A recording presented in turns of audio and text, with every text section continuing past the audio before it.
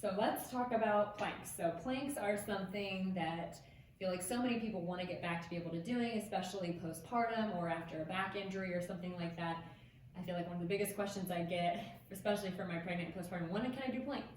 And the answer is not always black and white. Some people can do them relatively early on in their recovery, and other people, it might take months or even a year or more to get back into doing a full front plank on the floor. So it's all about how your pressure system is working, how you can manage pressure. We have to think of, are you leaking? Are you having back pain or pelvic pain? Do you have a diastasis? All kinds of things. Any exercise can be a great exercise. It's all about how it's done. So with the front plank, I find it's often done wrong. So I'm going to show you some little just tips or things to look out for in terms of making sure you have good form. Okay, so I'm going to show you first up on my hands. So I'm up here. What you want here is your neck long. Okay, so don't let your neck tip up or sink. You should kind of push the floor away. So that's going to engage your serratus anterior muscle, which is very important for health of your shoulders and your neck and spine.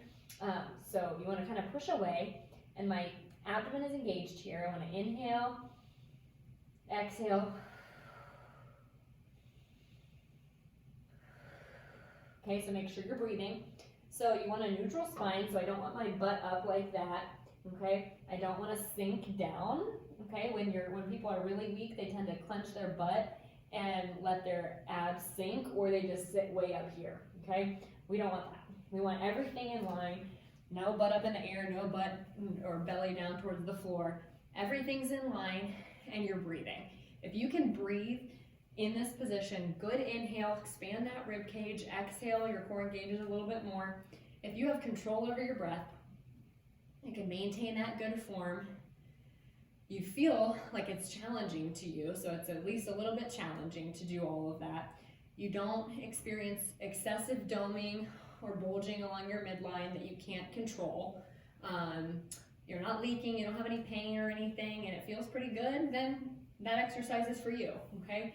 If you are experiencing leaking or pain or heaviness, pressure, bearing down in the pelvic floor, any of those things, we might want to say, hold off. We might need to look, take a closer look, modify. Maybe we need to dive into some other exercises or treatments before you go into that exercise. So those are just a little bit of things to look out for. I have other videos that go more in depth on some of those things, like when to modify or progress an exercise. But front planks are a great exercise when done properly. Okay, they're great to train your abdominals. You can get onto your forearms if it's too much for your wrists being up here, or you can grab dumbbells. So I'll find if you're having wrist pain, grabbing dumbbells can help, or you can just make a fist like I am here and come up like that. That's also can be a little bit helpful to keep your wrists in neutral if you're having wrist pain. I know a lot of moms deal with wrist pain from holding babies and all of that stuff, so make sure if you're having wrist pain to reach out. But front planks, give it a try. Make sure you can breathe in that position. If you can't, then you likely need to modify, okay? Last thing is how to progress this. So now you're at the front plank. You finally reached a full front plank, but maybe it's getting easy. You can add movement. There's so many ways to make this harder, but just a couple here. So some of my go-tos are leg lifts. Okay, here you can do arm lifts. Okay, you're trying to keep your pelvis and spine neutral, so not a lot of tipping or rotating. You can do taps out. You can grab a band, put that around your lower leg. That will make those harder. All kinds of things, okay? So add movement. Movement will make this exercise harder.